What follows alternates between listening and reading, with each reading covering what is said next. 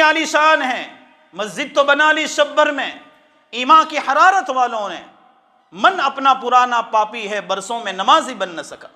بڑی عالی شان مسجد ہے ماشاءاللہ، اور جب میں پہلے آتا تھا اس کے مقابلے میں نمازیوں کی تعداد بھی پہلے کے مقابلے میں بہت زیادہ ہے، اور بیان کرنے کے لیے بیٹھا تو پہلے جو پبلک آتی تھی اس کے مقابلے میں زیادہ لوگ آئے ہوئے تھے۔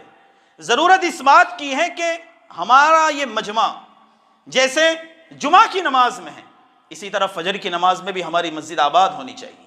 ظہر میں، عصر میں، مغرب میں، عشاء میں اگر ہم کہیں نہ ہو، گھر میں ہو، نمازوں کا اہتمام کریں، اپنی مسجد کو آباد کریں۔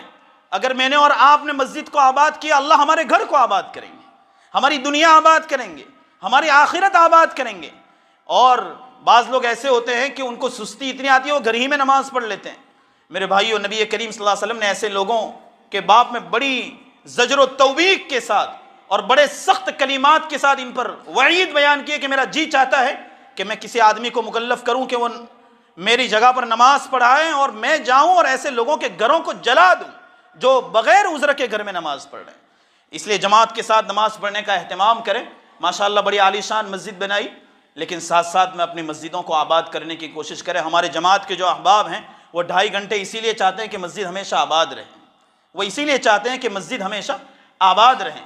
تو اگر ہم مسجد کو، اللہ کے گھر کو آباد کریں گے تو اللہ تعالیٰ ہمارے گھروں کو آباد کریں گے، اللہ تعالیٰ ہماری دنیا کو آباد کریں گے، اللہ تعالیٰ ہمارے بچوں کو آباد کریں گے، اور ہماری زندگی سرسبز و شاداب ہو جائے گی، اور ہمیشہ ہم خوش و خرم رہیں گے۔ اور دوسری بات یہ ہے کہ نمازیں تو پڑھ رہے ہیں، لیکن ساتھ ساتھ میں نمازوں میں خشوع و خضوع ختم ہو گئے ہیں۔ پوری مسجد ایسی ہوتی ہے کہ کسی کا بھی نماز میں نہ خشوع ہے نہ خضوع ہے۔ خشوع کہتے ہیں ظاہری طور پر جھک جانا۔ بہت سارے لوگ ایسے ہوتے ہیں کہ ظاہری طور پر جھک جاتے ہیں لیکن دل سے جھکاؤ نہیں ہوتا ہے۔ ایسا ہوتا ہے، یہ تو دنیا ایسی ہے کہ یہ فتنوں کا دور ہے، اور یہاں پر کیسے کیسے طریقے سے لوگوں کو دھوکہ دیا جاتا ہے۔ بہت سارے لوگ آپ کے سامنے مسکراتے ہیں لیکن ان کے دل کے اندر آپ کے باب میں بغض اور عداوت بری ہوئی۔ بہت سارے لوگ ایسے ہوتے ہیں جو ظاہر میں آپ سے جھک کر ملتے ہیں لیکن وہ دل سے آپ کو ملنا نہیں چاہتے۔ اللہ کے ساتھ بھی ہمارا کچھ معاملہ ایسا ہی ہو گیا ہے۔